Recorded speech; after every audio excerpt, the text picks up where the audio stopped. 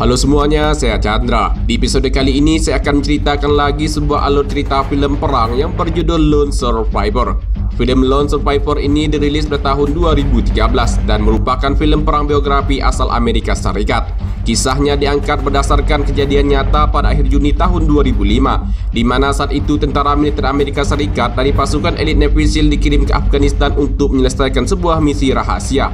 Mereka diperintahkan untuk menangkap dan membunuh seorang panglima perang Taliban bernama Ahmad Shah yang dipercayai sebagai otak pembunuh sejumlah tentara Amerika dan warga desa yang ketahuan membantu pasukan Amerika di Afghanistan. Misi operasi ini menjadi salah satu kegagalan paling tragis dalam sejarah pasukan elit Navy SEAL Amerika Serikat yang bertugas di Afghanistan untuk membunuh pasukan Taliban. Nah, bagaimanakah kisah selengkapnya? Tanpa menunggu lama-lama, langsung saja kita mulai alur cerita filmnya. Tapi sebelum itu, seperti biasa kita harus intro dulu.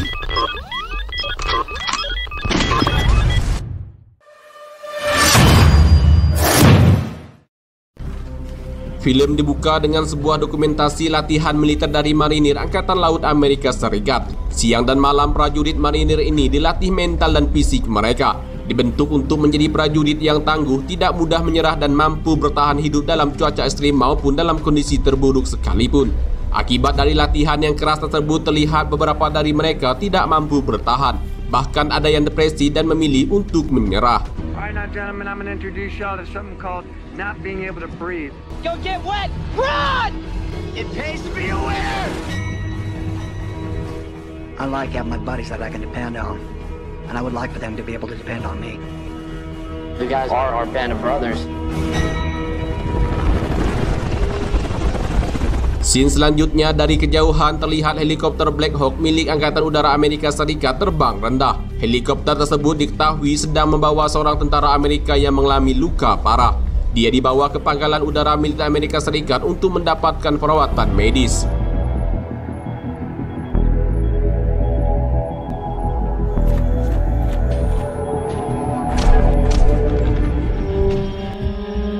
Scene kemudian berlanjut pada 3 hari sebelumnya, bertempat di pangkalan udara Bagram yang diketahui tempat pangkalan udara Amerika Serikat terbesar di Afghanistan. Di sana kita berkenalan dengan 4 orang anggota Navy SEAL. Ada Letnan Michael P. Murphy, Kopral 1 Danny Diaz, Kopral Kepala Marcus Luttrell, dan Kopral 1 Matthew Exelson.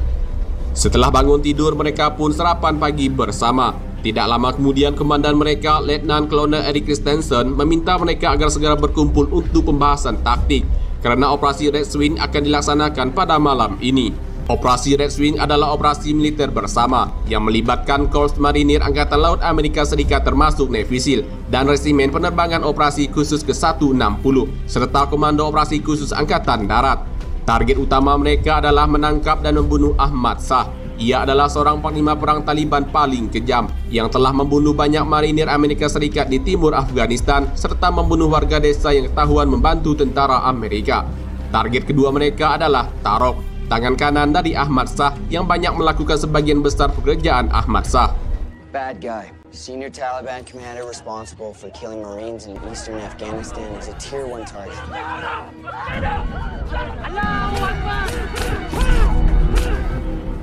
Operasi senyap ini akan mereka laksanakan dengan beberapa tahapan. Sebagai tahapan pertama, mereka akan memberangkatkan 4 orang anggota Navy SEAL sebagai tim pengintai.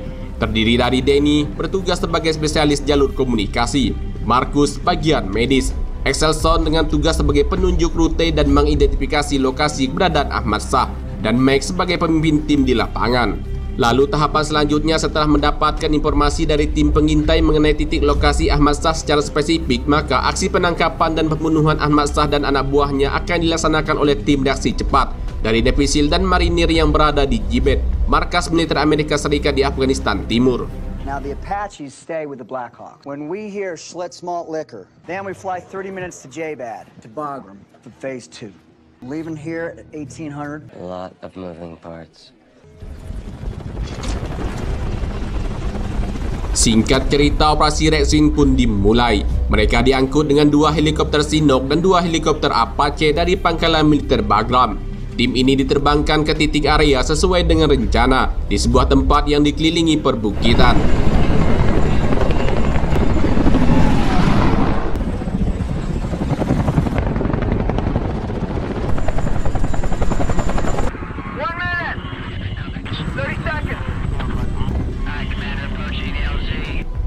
Tiba di titik lokasi utama, tim pengintai pun diturunkan yang berada di perbukitan dekat lereng pegunungan Sautalosar.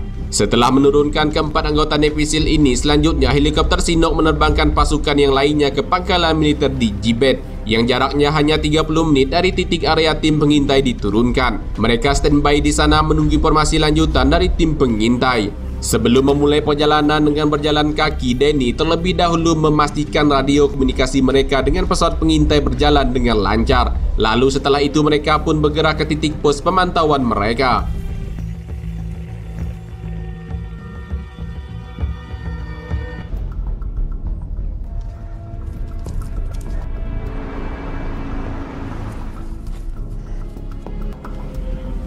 Singkat perjalanan menjelang pagi hari, perjalanan keempat anggota Navy SEAL ini pun sampai di pos pemantauan sesuai rencana. Dari ketinggian mereka melihat terdapat sebuah desa yang dikelilingi perbukitan dan telah teridentifikasi akan keberadaan Ahmad Shah dan anak buahnya. Danny yang bertanggung jawab di radio komunikasi segera melaporkannya ke markas untuk memberitahu titik lokasi mereka saat ini. Say again your last. I passed with malt liquor. I say again. Looks like they're doing pretty good, Chief. Martin 01 pass signing. Setelah mengetahui tim pengintai berhasil sampai di titik pos pemantauan, Komandan Eric dan beberapa pasukannya pun kembali ke pangkalan udara Bagram. Sedangkan sisa pasukannya tetap tinggal di pangkalan Gibet. Begitu juga dengan pesawat pengintai yang berpatroli mengawal anggota Navy SEAL tadi kembali ke Bagram setelah memastikan keempat anggota Navy SEAL berhasil sampai di titik lokasi sesuai rencana. Masih dari atas ketinggian dengan menggunakan teropong, anggota Navy SEAL ini melihat jelas target utama mereka, yaitu Ahmad Shah dan pasukannya yang terkonfirmasi berada di sana. Danny pun kembali diminta untuk melaporkannya ke markas di Gibet mengenai keberadaan target utama mereka. Namun jalur jaringan radio komunikasinya bermasalah. Mereka pun memutuskan untuk pergi dan mencari tempat yang lebih tinggi lagi agar bisa terhubung dengan markas di Gibet.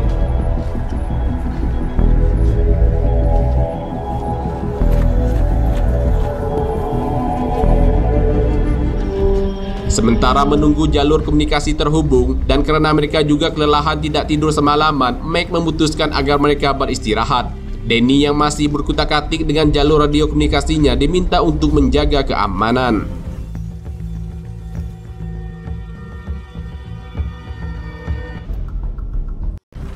Belum lama beristirahat, dari arah depan Danny melihat ada pergerakan yang mencurigakan. Setelah diamati, ternyata segerombolan kambing sedang mengarah ke tempat mereka, yang kemudian lalu disusul oleh 3 orang penjaganya. Hal ini pun membuat keempatnya siaga 1.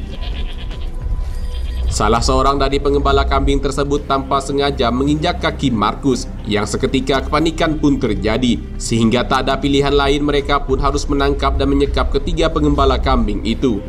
Lalu Mike menemukan alat komunikasi dari salah satu pengembala, sehingga mencurigai mereka adalah bagian dari anggota pasukan Taliban. Masalah ini pun mereka coba laporkan ke markas komando, namun radio komunikasi mereka masih belum bisa terhubung ke markas di Gibet.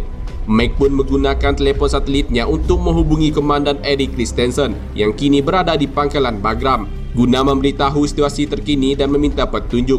Belum sempat berbicara dengan Erik, sambungannya pun terputus. Lagi-lagi masalah komunikasi harus mereka hadapi. Mike. Fuck. Where's fucking comms? Try him back, for fuck's sake. Singkatnya, Mike pun memberikan 3 pilihan kepada anggota timnya untuk mengambil tindakan. Pertama, melepaskan pengembala tersebut dengan kemungkinan pengembala ini akan melaporkannya ke Taliban mengenai keberadaan mereka dan dapat menyebabkan misi mereka gagal. Kedua, mengikat pengembala ini di pohon dan membiarkan mereka mati dimakan serigala atau mati karena kedinginan. Lalu setelah itu mereka akan pergi dari sana sebelum ketahuan pasukan Taliban. Dan opsi yang ketiga, membunuh pengembala tersebut tanpa kompromi agar keberadaan mereka tak ketahuan. Danny dan X memilih opsi yang pertama, membunuh tanpa kompromi. Tapi Markus tidak setuju, karena secara hukum internasional, personil militer Amerika dilarang membunuh warga sipil tak bersenjata. Jika ini terjadi, maka Amerika akan menjadi pemberitaan internasional karena pelanggaran HAM. Markus lebih memilih untuk mengikat mereka di pohon dan mati dengan sendirinya. Untuk menyudahi perdebatan yang cukup panjang, Max sebagai pemimpin tim pun mengambil keputusan dengan melepaskan pengembala tersebut. Kemudian meminta timnya segera naik ke puncak agar bisa terhubung dengan markas, lalu meminta bantuan penjemputan, dan misi dianggap gagal karena keberadaan mereka telah diketahui oleh orang lain. Roger that, sir. Roger that. Setelah itu ketiga pengembala ini pun dilepaskan dengan harapan tidak terjadi apa-apa. Namun setelah dilepaskan, salah seorang dari pengembala dengan tergesa-gesa meninggalkan tempat tersebut. Sepertinya ada sesuatu yang akan terjadi.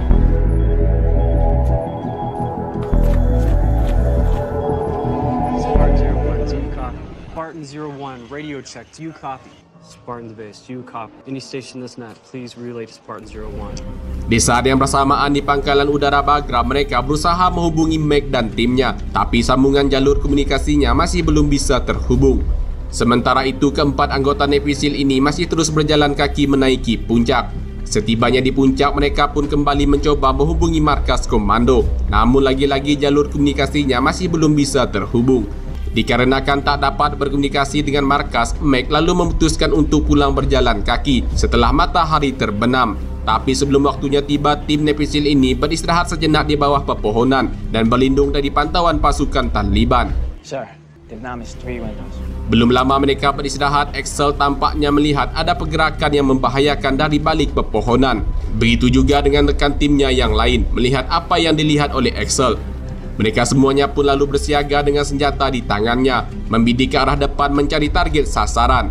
Sementara itu, Mac mencoba keluar dari pepohonan untuk melihat situasi di perbukitan. Dan ternyata di sana pasukan Taliban telah berkumpul dengan jumlah yang sangat banyak untuk mengepung timnya.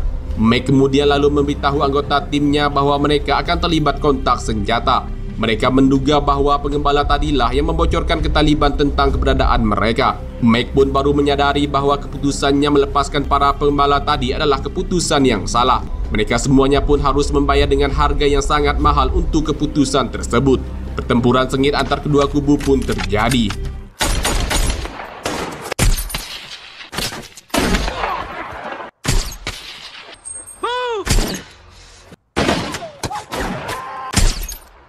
Movie! Push left! Marcus, move!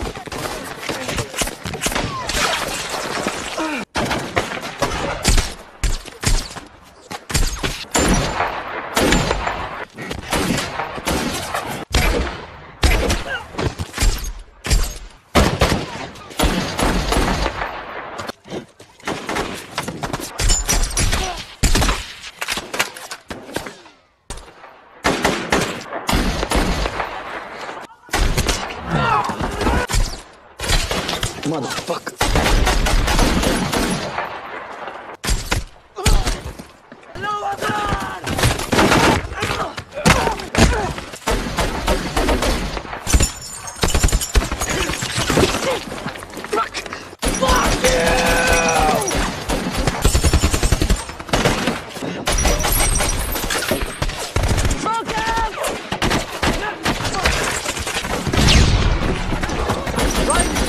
Right is no good!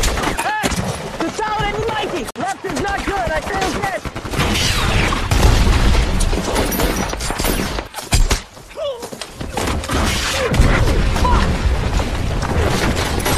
Marcus on me!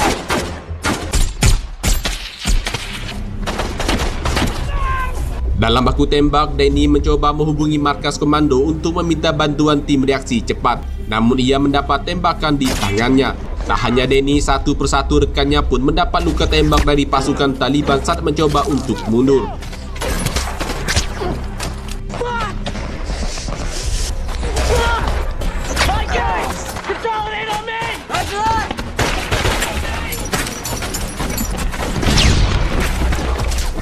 Dikarenakan terdesak dan terkepung, mereka pun tak punya pilihan lain kecuali harus mundur ke arah bawah menuruni perbukitan yang terjal dan ekstrim.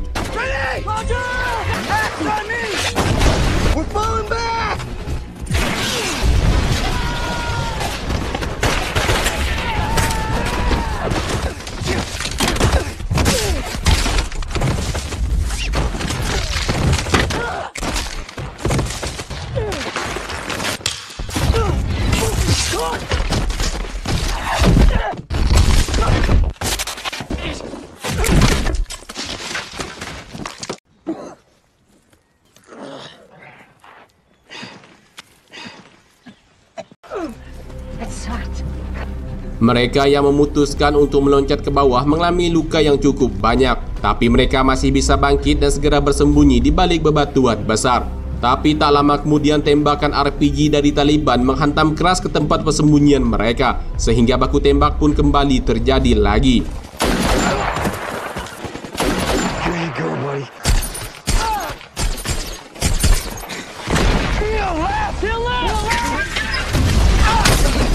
Meg yang terkena tembakan lagi di kakinya dan Danny tertembak di punggungnya membuat mereka harus lari dari sana untuk mencari tempat yang aman.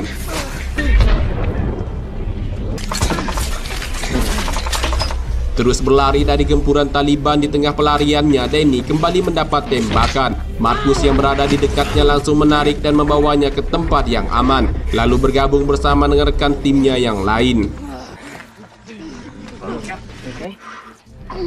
Sesaat kontak senjata pun terhenti. Kemudian Marcus lalu memeriksa luka-luka yang dialami semua rekan-rekannya. Danny yang tak tahan dengan luka di tangannya, ia pun berteriak, sehingga membuat pasukan Taliban mengetahui persembunyiannya. Seketika kontak senjata pun terjadi lagi.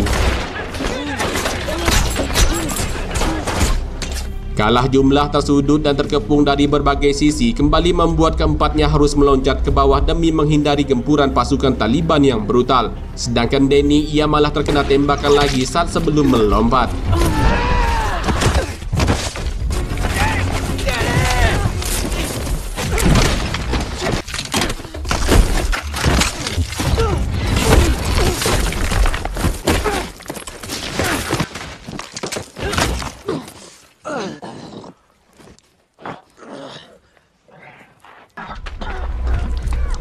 Danny yang masih berada di atas dengan kondisi yang sangat memprihatinkan didatangi oleh Ahmad Shah dan anak buahnya.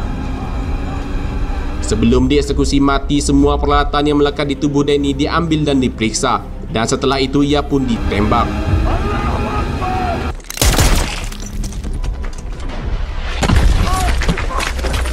Sedangkan ketiga orang rekannya yang masih bertahan hidup di bawah langsung mendapat serangan tembakan dengan senjata berat seperti RPG dan senjata lainnya dari pasukan Taliban.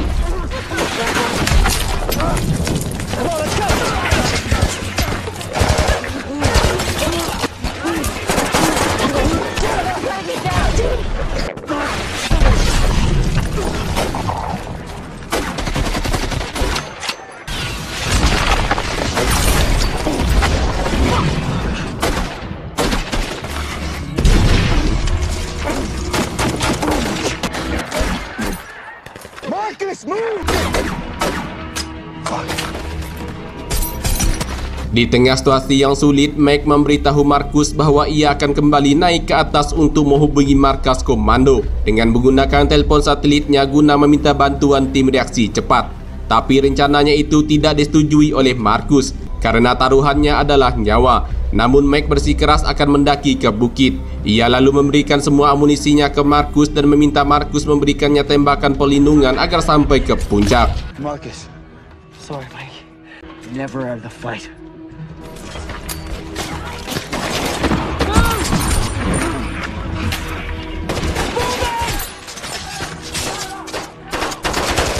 Your country, I'm gonna live for mine. Murphy's moving! Murphy's moving!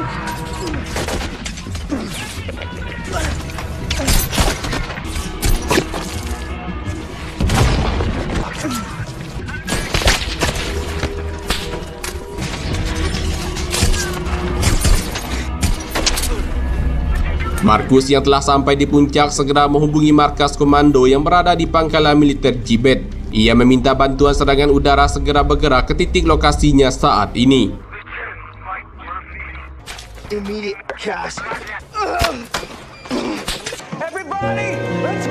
Setelah menghubungi markas komando, Meg pun berusaha membalas tembakan pasukan Taliban. Tapi apalah daya, tembakan peluru pasukan Taliban terlebih dahulu mendarat di tubuhnya. Ia pun tewas di tempat.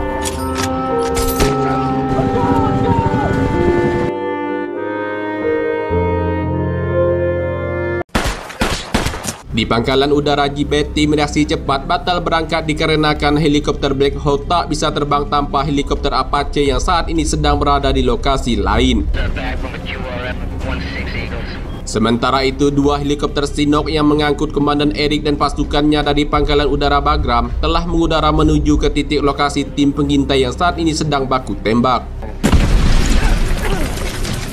Marcus dan Axel yang masih terus mendapat gempuran dari pasukan Taliban terpaksa harus menyebar untuk mencari perlindungan yang aman. Namun setelah mendengar suara helikopter Chinook terbang di atas mereka, keduanya pun tampak bahagia.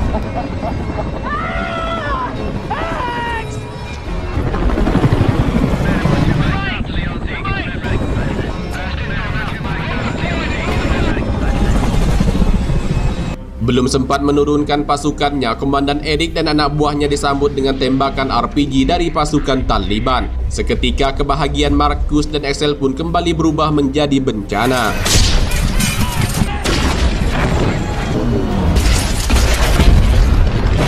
Eric dan beberapa pasukannya pun tewas dalam ledakan, sedangkan satu helikopternya lagi segera kembali ke pangkalan Bagram karena sangat tidak memungkinkan untuk tetap berada di sana. Axel yang tak menyadari keberadaan Taliban di belakangnya, ia pun mendapat tembakan lagi di tubuhnya. Situasi ini pun semakin sulit bagi dirinya setelah pasukan Taliban terus mengepung Axel dari berbagai sisi. Ditambah lagi amunisi yang dimilikinya telah habis.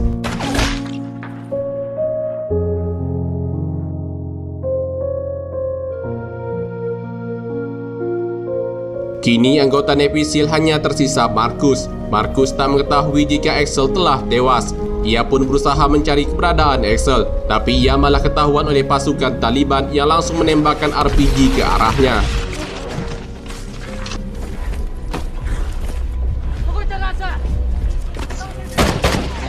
Sadar akan dirinya masih terus dikejar, Marcus pun berusaha bersembunyi di balikan batu besar agar tak ketahuan. Tak berselang lama, Ahmad Shah dan pasukannya pun mendengar dan melihat helikopter tempur Amerika sedang melintas di atas mereka. Helikopter itu hanya memeriksa saja, lalu kemudian terus kembali ke pangkalan untuk mengisi bahan bakar.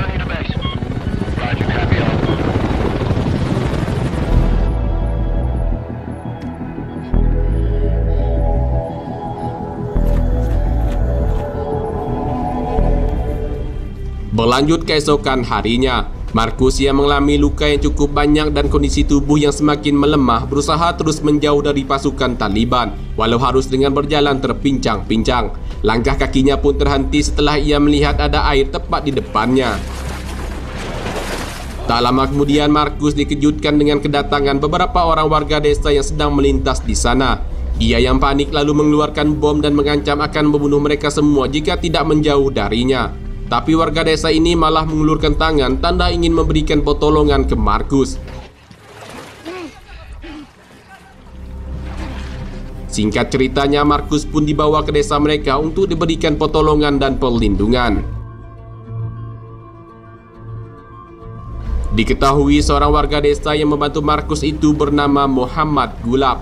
Marcus kemudian meminta tolong pada Gulab untuk pergi ke pangkalan militer Amerika Serikat yang terdekat dengan desa untuk menyampaikan pesannya minta bantuan penjemputan sekarang.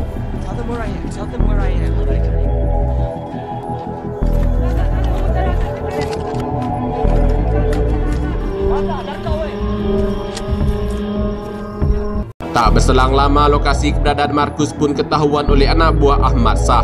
Desa Gulab pun didatangi oleh pasukan Taliban yang dipimpin oleh Tarok. Berhasil menggeledah semua tempat, mereka pun menemukan Marcus yang berada di dalam kamar dan langsung diseret keluar untuk dieksekusi mati dengan cara dipenggal kepalanya. Tapi beruntung Gulab dan rekan-rekannya segera datang membantu. Nyawa Marcus pun kembali selamat. Tarok dan anak buahnya yang kalah jumlah pun memutuskan untuk meninggalkan desa tersebut. Namun Tarok berjanji akan kembali lagi untuk membunuh Gulab dan seluruh warga desanya karena telah membantu orang Amerika. Marcus kemudian lalu dibawa masuk kembali ke dalam kamar. Di dalam kamar ia meminta pisau ke Gulab untuk mengeluarkan benda tajam yang tertancap di kakinya.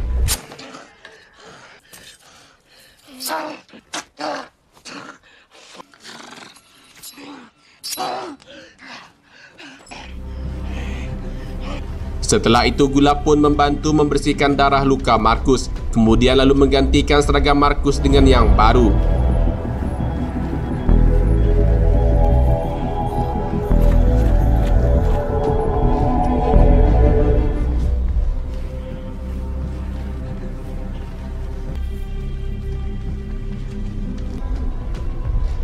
Berlanjut keesokan paginya, Markus yang baru bangun tidur diminta Gulab untuk sarapan terlebih dahulu agar stamina dan kondisinya bisa pulih kembali. Namun tak lama kemudian, boom! Ahmad Shah dan pasukannya secara tiba-tiba menyerang ke tempat tersebut. Tak tinggal diam, Gulab dan semua rekan-rekannya di sana pun melawan, sehingga pertempuran sengit pun kembali terjadi. Sementara itu di pangkalan militer Amerika, mereka menerima surat tentang keberadaan Markus saat ini. Dengan segera tim reaksi cepat serta beberapa helikopter tempur dan pesawat pengintai diterbangkan ke lokasi untuk menyelamatkan Markus.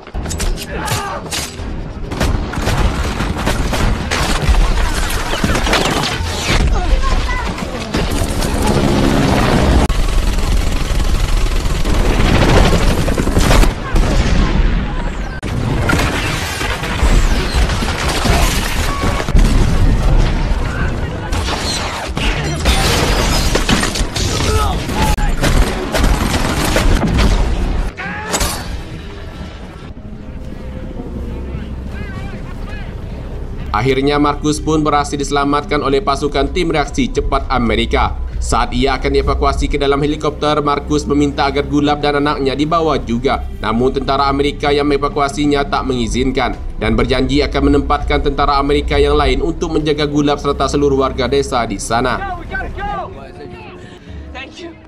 Thank you.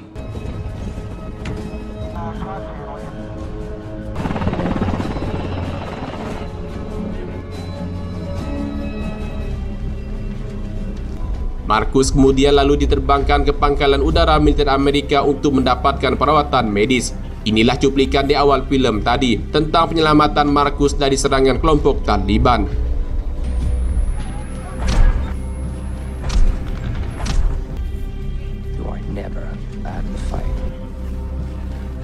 Film ini pun diakhiri dengan beberapa informasi. Lone Survivor adalah film yang dipersembahkan untuk anggota operasi Red Swing, lalu penduduk desa yang melindungi Markus saat menaati kode kehormatan mereka selama 2000 tahun yang dikenal dengan nama Pashtun Wali.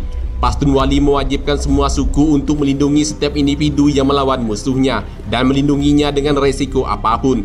Para pria dan wanita pemberani ini masih hidup di pegunungan keras Afghanistan dan perjuangan mereka melawan Taliban masih berlanjut. Ini adalah foto Muhammad, Gulab dan Markus saat bertemu pada tahun 2010. Berikutnya akan saya tampilkan foto-foto asli dari semua anggota operasi Red Swing yang telah gugur di medan perang.